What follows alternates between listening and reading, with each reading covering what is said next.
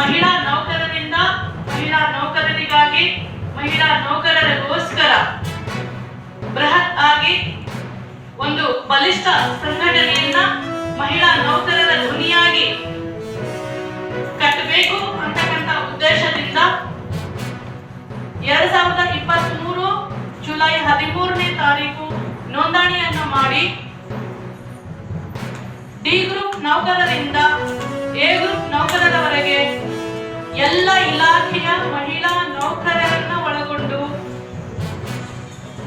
ನಮ್ಮ ಸಂಘಟನೆಯನ್ನು ನಾವು ಇವತ್ತು ರಾಜ್ಯದಾದ್ಯಂತ ಕಟ್ಟಿದ್ದೇವೆ.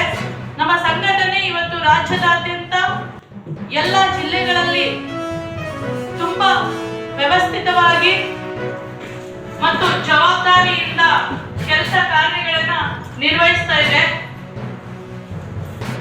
ಅದೇ ರೀತಿಯಲ್ಲಿ ನಾವು ಎಲ್ಲ ಜಿಲ್ಲೆಗಳಲ್ಲಿ ಜಿಲ್ಲಾ ಪ್ರವಾಸ ಕಾರ್ಯಕ್ರಮವನ್ನ,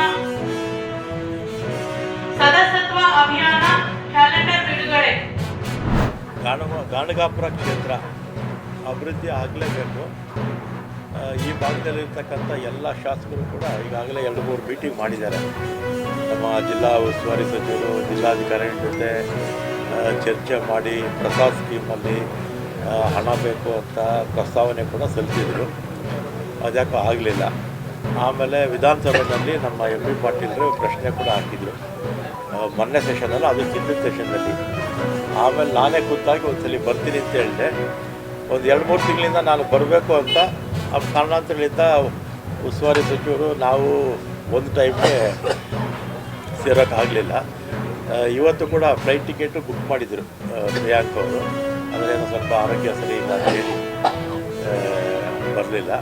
ನಾನು ಪಾಟೀಲರು, ನಮ್ಮ MLC ಅವರು, ನಾವೆಲ್ಲ ಕೂಡ ಮುಖಂಡರು ಎಲ್ಲರೂ ಕೂಡ ಅಲ್ಲಿ ಹೋಗ್ತೀವಿ. ಮತ್ತು ಜಿಲ್ಲಾಧಿಕಾರಿಗಳ ಜೊತೆ 2-3 ಸರಿ ಚರ್ಚೆ ಮಾಡಿದ್ದೀವಿ. ನೋಡೋಣ ಏನು ಸಾಧ್ಯ ಆಗುತ್ತೋ ಅದನ್ನು ನನ್ನ ಅವಧಿನಲ್ಲೇ ಮಾಡೋಕ್ಕೆ ಪ್ರಯತ್ನ ಮಾಡ್ತೀನಿ. ಈಗ ಒಬ್ಬರು ಹೈದರಾಬಾದವರು ಉದ್ಯಮಿ, ಅವರು ಸುಮಾರು 1.5 ಕೋಟಿ 2 ಕೋಟಿ ರೂಪಾಯಿ ವೆಚ್ಚದಲ್ಲಿ ಕಮ್ಯುನಿಟಿ ಹಾಲ್ ಕಟ್ಕೊಡ್ತೀವಿ